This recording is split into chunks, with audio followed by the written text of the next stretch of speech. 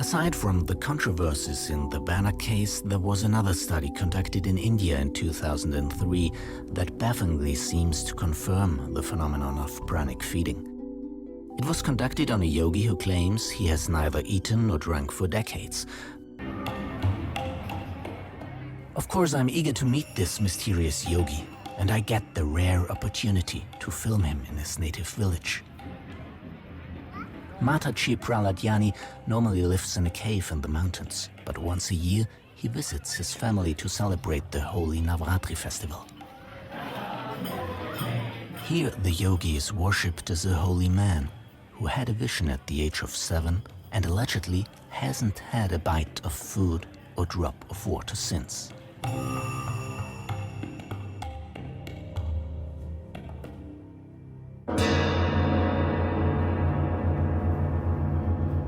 At midnight of the 8th day of Navratri, 3 goddesses appeared to me and bade me to follow. Ma Kali, Ma Lakshmi and Ma Saraswati. I consented, prepared myself and asked, "What about my food?" They each placed a finger on my lips and said, "You need not be concerned about food ever again." I was 7, and from that day on, I stopped eating and drinking. 60 years without water or food or energy? I simply don't believe it. That's impossible. I've gotten out of the habit of saying it's impossible. Instead, I just say I can't imagine it. In India, there's an entire tradition of the renunciation of food. One common denominator I've noticed in all these stories is that these claims are always made by individual persons, and there is no objective proof whatsoever. If we have similar accounts in so many different traditions, why do we think they are all fabrications? That's completely unrealistic. Okay, but then it would be interesting to let 4 or 5, maybe 6 trustworthy people observe him.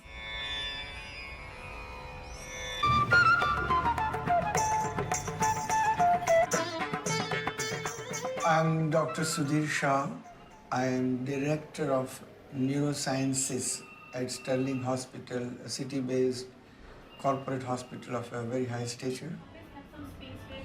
One doctor telephoned me that he is aware of some person, that is Prahlad Jani, who is not eating, not drinking anything for nearly 64 years.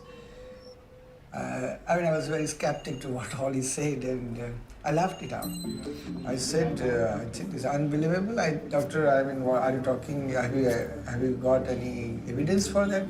Doctor, I'm just telling that these people have brought him to me, and I know this Mataji for some time, and if you would like to study, I can ask him to see you. One day he came to my office and said that, okay, I'll allow you to investigate, but nothing invasive should be done in my body. I said, you will have to be in the hospital under continuous video monitoring. And if you are true, I will put your good remarks to the world. If you are wrong, I will have to literally undress you. In the sense, this is cheating. If you are prepared, then come.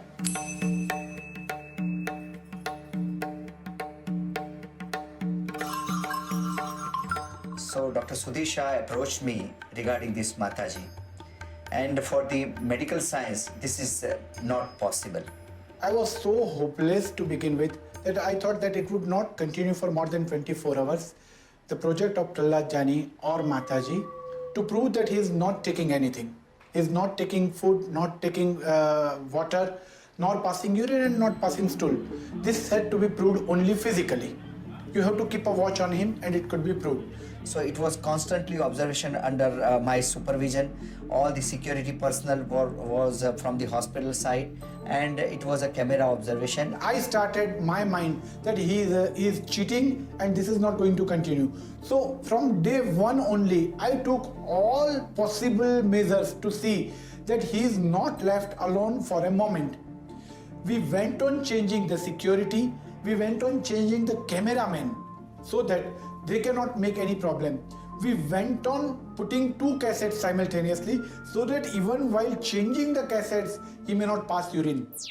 At the end of the project, our conclusion was Mr. Prahlad Jani did not take anything orally, neither fluid, nor water, nor food during these 10 days of our project. Number 2, Mr. Prahlad Jani did not pass urine or stool during these 10 days, although we could see formation of urine in his bladder, which was reabsorbed from the bladder. I was doing his sonography twice a day for 7 days, morning, evening. And there was ups and downs. One time it is a 400 ml, then 200 ml, 300 ml urine. But at the end of the study, gradually there was no urine in his urinary bladder. He was claiming that he is absorbing the urine in his body, which was difficult to explain as far as the science is concerned. We did have a protocol which included complete blood count, ESR, renal function test, endocrinal test, liver function test, and all X-rays, including whole body CT scan. The surprising part was all his organs were normal, morphologically. His chest was clear, kidneys, liver, spleen, everything was normal.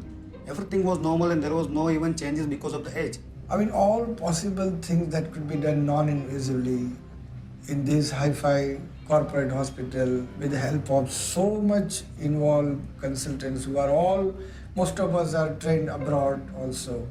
And we were just scratching our head as to this, the greatest surprise that we saw in our lifetime so far. I find it fascinating and absolutely incomprehensible.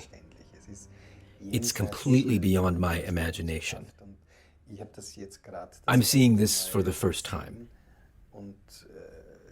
And if you had just told me,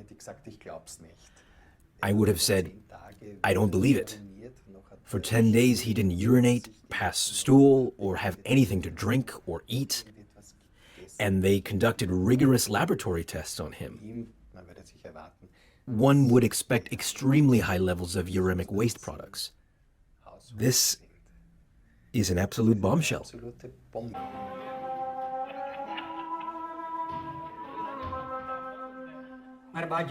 This I tell you from personal experience. He grew up like every other child, but then suddenly he stopped eating and drinking. If someone gave him food, he would vomit. They tested him, he couldn't keep anything down. He would vomit immediately.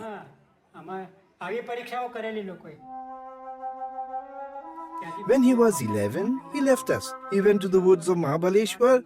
He meditated for 6 years. Then he decided to go to Ambaji, where he has been meditating for 35 to 40 years. He's almost 78 years old, and for 70 years we have seen that he doesn't eat, drink, urinate or defecate. Whatever power he has is from the goddess. When the goddesses appear to me, I lose consciousness. I hallucinate. All I see is light. Nothing but light everywhere. Many scientists have asked me, what do you know? How can you live without food and drink? I have been doing it for decades.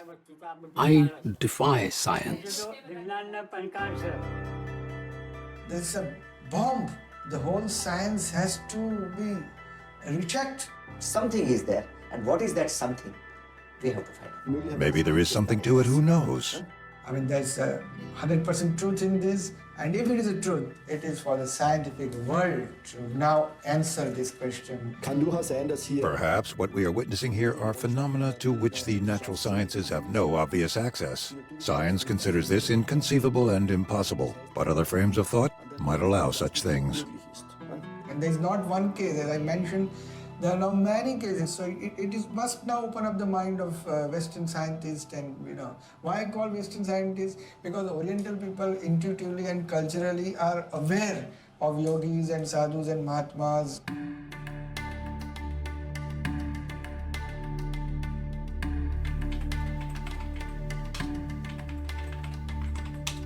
I am a traditional Ayurvedic physician. Means my father, my grandfather, my maternal grandfather, everybody was an Ayurvedic physician. And each and every real Ayurvedic physician will turn into a yogi.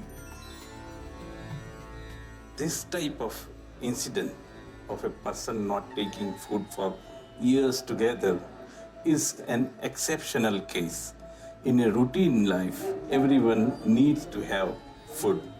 But my spiritual and Indian spiritual science, or rather I should say Eastern, this part of the world have developed a special process through which they can live without food.